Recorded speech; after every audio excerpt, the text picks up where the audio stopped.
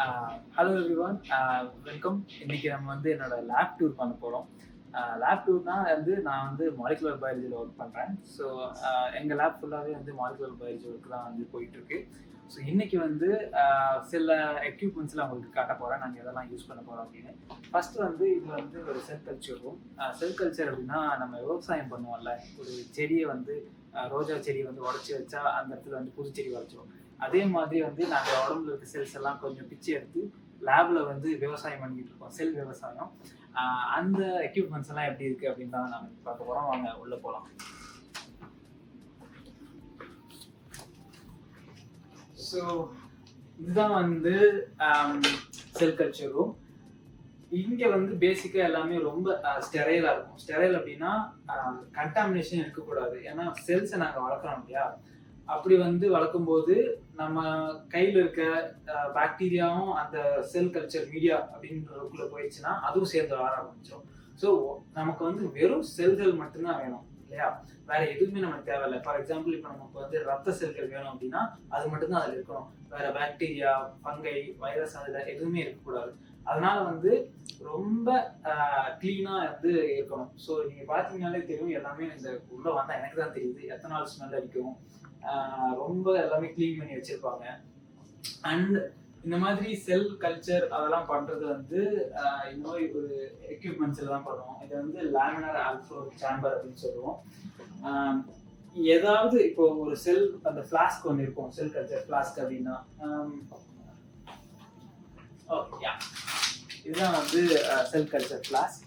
இதில் தான் வந்து நாங்கள் செல்ஸை உள்ளே போட்டு இங்கே வளர்ப்போம். இதை வந்து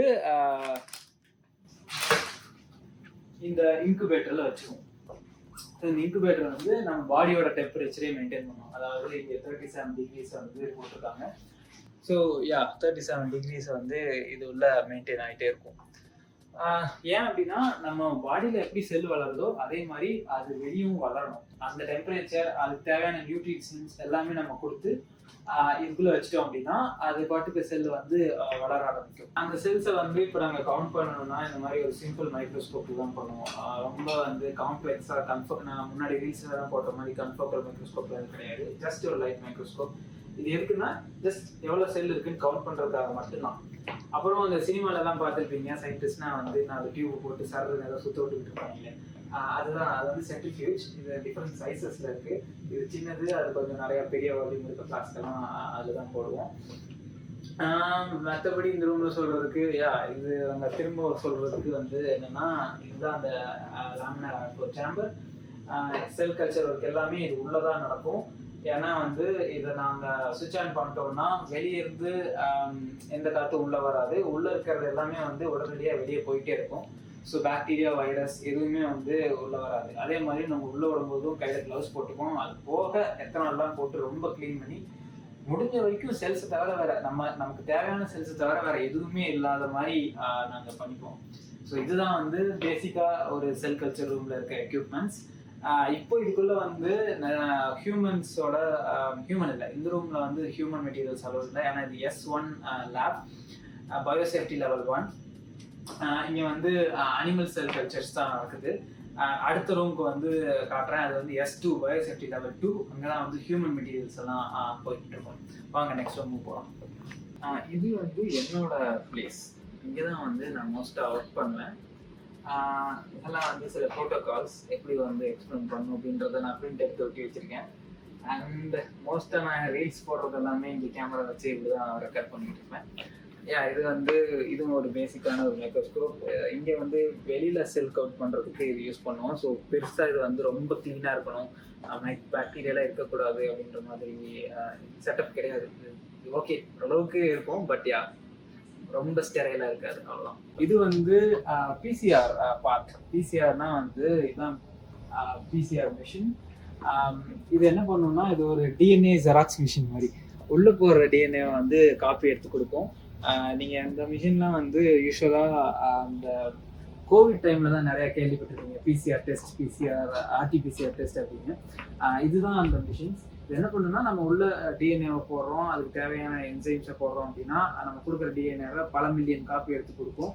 அதுக்கப்புறம் அதை அந்த பக்கம் ஜெல் எலக்ட்ரோஃபோரசிஸ் செட்டப் இருக்குது. அதில் வச்சு அந்த டிஎன்ஏ என்ன டிஎன்ஏ நம்ம டார்கெட் டிஎன்ஏவா இல்லையா, அது எவ்வளோ சைஸ் இருக்குது, அதெல்லாமே நம்ம செக் பண்ணிக்கலாம். இந்த ஒர்க்கும் வந்து நம்ம ரொம்ப ஸ்டெரைலாக இருக்கணும். ஸ்டெரைல் ஏன் சொல்கிறேன்னா க்ளீனாக இருக்கணும். அதுவும் வந்து இந்த சின்ன லேமினார் ஆல்ஃபோ சேம்பரில் தான் நாங்கள் வச்சு பண்ணுவோம். இதுக்கு ரீசன் என்னென்னா அதே தான், நம்ம வந்து ஒரு குறிப்பிட்ட டிஎன்ஏ மட்டும் உள்ளே போட்டு அதை வந்து ஒரு காப்பி எடுக்கிறோம்னு வச்சுக்கோங்களேன். நீங்கள் அதை வெளியே வச்சுருந்தீங்கன்னா நம்ம மூச்சு காற்றுல வந்து சில பாக்டீரியாஸ் இருக்கலாம், அதுக்குள்ளேயும் டிஎன்ஏ ஆர்என்ஏ இருக்கும், அது உள்ளே போயிடும். அது உள்ளே போய் இப்போ நமக்கு தேவையில்லாத டிஎன்ஏலாம் வந்து ரொம்ப எக்ஸ்ட்ரா அதில் வந்து ஆட் ஆகிடும். அதெல்லாம் அவாய்ட் பண்ணுறதுக்காக தான் இதுவும் இந்த மாதிரி க்ளீனான ஒரு என்விரான்மெண்ட்டில் நம்ம இது பண்ணுறோம். இது வந்து S2 லேப், நான் சொன்ன மாதிரி பயோசெஃப்டி லெவல் 2. ஸோ இங்கே வந்து அவ்வளோ சீக்கிரம் யாரும் உள்ள போக முடியாது. வெளியே அங்கே நீங்கள் பார்த்தீங்கன்னா இங்கே தெரியும், ஜெர்மன் எழுதியிருக்கு. ஸோ அஃப்கோர்ஸ் உங்களுக்கு புரியாது. இந்த S2 தான் வந்து பார்த்துக்க முடியுது. பட் இங்கே கரண்ட்லி இப்போ வந்து S1 ஒர்க்கு தான் போயிட்டுருக்கு அப்படின்ற மாதிரி சொல்கிறாங்க. ஏன்னா இப்போ S2னா லேப் வந்து S2 கேப்பபிள், பட் இப்போ உள்ள ஒர்க் வந்து S1 லெவலுக்கு தான் பண்ணிக்கிட்டு இருக்காங்க அப்படின்னு போட்டிருக்காங்க.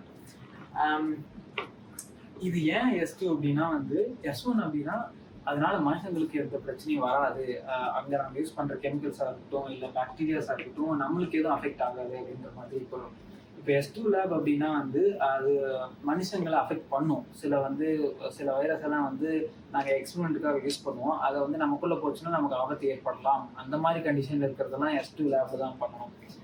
இதனால் உயிர் போகாது, பட் நமக்கு ஆபத்து ஏற்படலாம், அதுதான் கான்செப்ட். அப்படியே இப்படி வந்தோம்னா அந்த பக்கம் இதுக்குன்னே ஒரு பெரிய ரூம் இருக்குது, ஆனால் யாரோ வேலை பார்த்துட்டு இருக்காங்க, அதனால் நமக்கு போக முடியல. இது வந்து ஒரு ஃபேக்ஸ் மிஷின். இந்த மாதிரி உள்ள ஒரு 7-8 மிஷின் இருக்கு. அந்த ஃபேக்ஸ்னா என்னன்னா, சரி இப்போ வந்து நம்ம உடம்புல பல டைப் ஆஃப் செல்ஸ் இருக்குல்ல, நம்ம அதுலேருந்து ஒரு டிஷ்யூ எடுக்கிறோன்னு வச்சுக்கோங்களேன். நாங்கள் மோஸ்ட்டாக எலியில தான் யூஸ் பண்ணுறோம். அதுலேருந்து ஒரு டிஷ்யூ எடுக்கிறோன்னா அதில் வந்து ஒரு 50-60 டிஃப்ரெண்ட் டைப்ஸ் ஆஃப் செல்ஸ் இருக்கும். அந்த எல்லா செல்லையும் வந்து நமக்கு தேவையில்லை, அதில் தான் ஒரு குறிப்பிட்ட செல் மட்டும்தான் நமக்கு தேவை.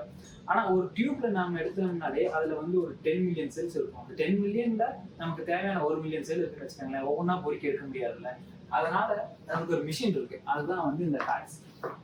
இதுல வந்து நம்ம என்ன பண்ண போறோம்னா, அந்த ஏதாவது ஒரு செல்லுக்கு வந்து ஒரு குறிப்பிட்ட ப்ராப்பர்ட்டி இருக்கும். அந்த ப்ராப்பர்ட்டி வந்து நம்ம ஆன்டிபாடியை வச்சு அதை மார்க் பண்ணிடுவோம். ஸோ மொத்தமாக அந்த செல் டியூப்குள்ள அந்த ஆன்டிபாடியை போட்டோம் அப்படின்னா அந்த குறிப்பிட்ட செல்ஸ் மட்டும் மார்க் ஆயிடும்.